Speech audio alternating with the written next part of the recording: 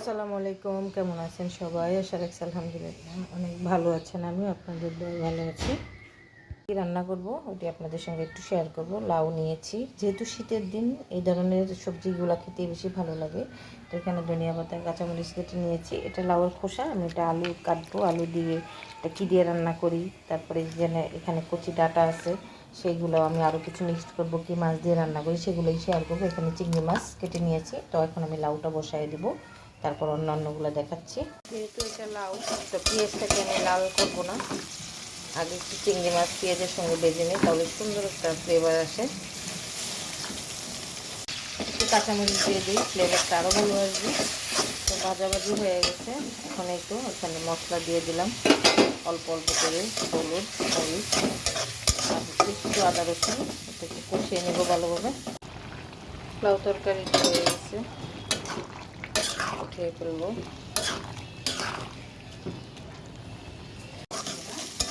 চিংড়ি দিয়ে পেঁয়াজ দিয়ে নেড়ে চেড়ে ভেজে নিচ্ছি।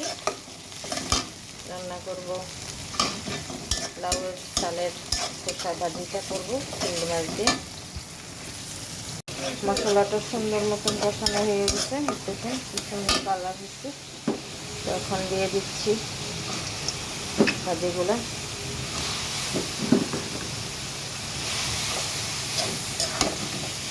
শীতের মধ্যে এই লাউ শাকের ছাল, এই গুঁড়া চিংড়ি দিয়ে অনেক মজা হয় রান্না করলে। একে খান, কার কার ভালো লাগে আপুরা জানায়েন। তো এই তো দেখুন এটাও হয়ে গেছে, দেখুন মাশাআল্লাহ। ধনিয়া পাতা দিয়ে নামিয়ে নেব।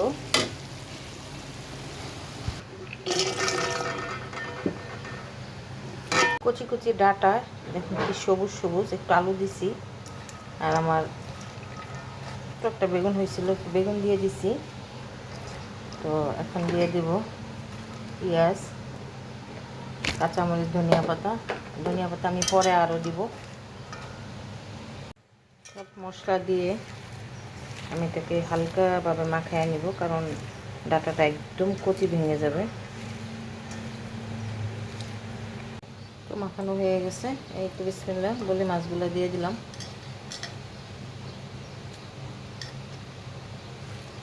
হালকাভাবে একটু মাখায় নিচ্ছি।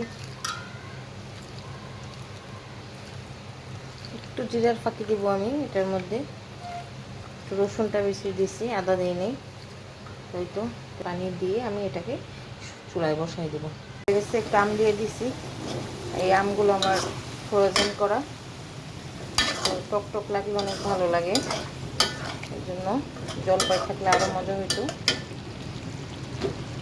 তো ধনিয়া পাতা দিয়ে নামিয়ে ফেলবো মাছের তরকারিটা। চিংড়ি দিয়ে লাউ, গরুর মাংস বোনা, ছোটো মাছ দিয়ে, ডাঁটা দিয়ে, তারপরে হচ্ছে আম দিয়ে, একটু আলু দিয়ে, বেগুন দিয়ে, একটু চচ্চড়ি, তারপর লাউয়ের শাল, চিংড়ি মাছ, আলু দিয়ে ভাজি করছি। তো আজকের রান্নাগুলো আমার কেমন লাগলো, আর এই শীতের মধ্যে এই টাইপের রান্না খেতে অনেক মজা লাগে, ভালো লাগে। তো কারা কারা এইভাবে রান্না করে খান কমেন্ট করে জানেন। ভালো তো রান্নাগুলো আমার কেমন লাগলো একটু কমেন্ট করে জানাবেন। ভালো লাগলে একটু শেয়ার করে রাখবেন, একটা লাইক দিবেন, কমেন্ট করবেন, উৎসাহিত করবেন, সহযোগিতা করবেন। তো এই তো আজ সব বক্সে বক্সে রেখে দিছি, ফ্রিজে তাড়াতাড়ি রেখে দেবো, বাইরে যাব একটু। তো আল্লাহ হাফেজ।